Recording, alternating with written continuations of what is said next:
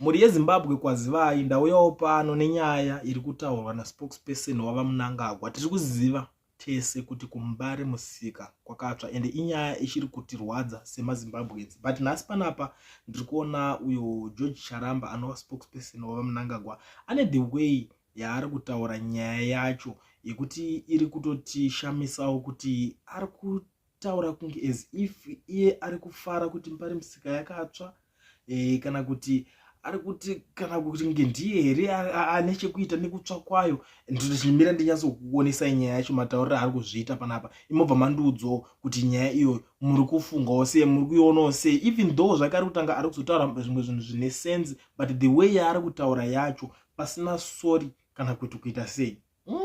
Paka ipapa gara walaika this video tichionesana. Ari kuti when rationality sounds colors, I know this tweet will upset many, yet I have gathered enough courage to write and post it anyway. Now that we have lost Mbare Musika, now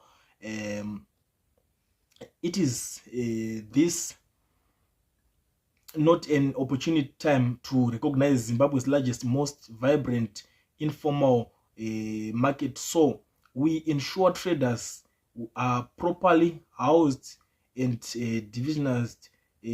Two, we ensure each selling booth has a POS which is linked to Zimbra, so we bring this sprawling part of economy within the national tax system.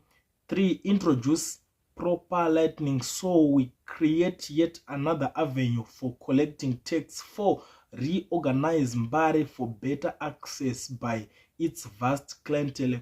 Five, get the military to start building new commodiums around it pending demolition of Matapi for a new decent housing program. Musandituke zvenyu nditori nestress dzangu, ndo zvinhu zvaari kutaura panapa. Saka panyaya yake yese zvokuti tozogadzira todai zvimwe zvekuvaka zvaari kutaura zviri kumeka sense, but the fact that iye ari kuti ndo since tatoona opportunity pasina nguva yekuti ambobudawo achiti vanhu veMbare sorry, ndo nyaya iri kunetsa panapa. Meaning kuti he is not sorry here about zvinhu zvese zvakaitika zvekuMbare izvi.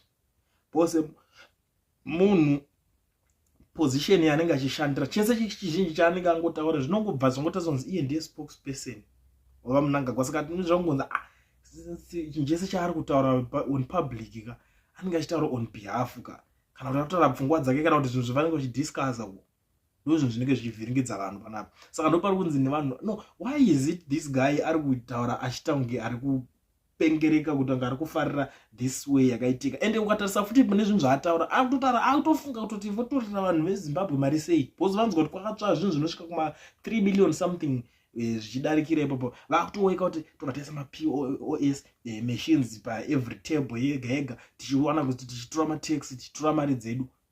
Muri kuzviona iye pfungwa dzake zvokuti vanhu vakadikirikinwa, vakatsvirwa, vanhu vavirwa nedambudziko hazvimo maari, asi pfungwa dzake iye dzingori pakuti tovatorera sei mari, tozogadzira asi tobva tavatorera mari, takagadzira tichiti he Zimura chinji. Ndo zvinhu zvaari kutaura panapa. Ari kungofunga kuti vanhu votorwa sei mari. Ndosaka mukuona kuti iko zvino pfungwa dzavo kungofunga kuti kwakati kwaita opportunity handei ikoko.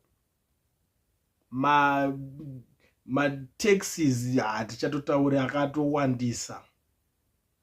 Ndo nyaya dzinenge dzichiitika paZimbabwe. Nawo ndiri kuonawo mumwe ari kutraya kuda kuonesana naye panapa ari kuti perirai pakuti rebuild informal markets like those ones. Haadi Zimra or POS what but monthly weekly rentals should be split between the government and administering authority and be put to good use. Let's not formalize informal markets. Those who talk on iye mbato pindura akati then you are out of the loop of the argument. Zvinovakwa nei, zvinovakwa nani pasina mutero naimi. Ndo zvaari kutaura ukuzvona. Saka iye pfungwa dzake kuti ari kuedza kutaura kuti hurumende haimbokwanisa kukubatsirai. Hurumende kana ida kutokubatsirai inenge ida kutodyawo ipapo. Ndo zvaari kungoedza kubudisa panapa.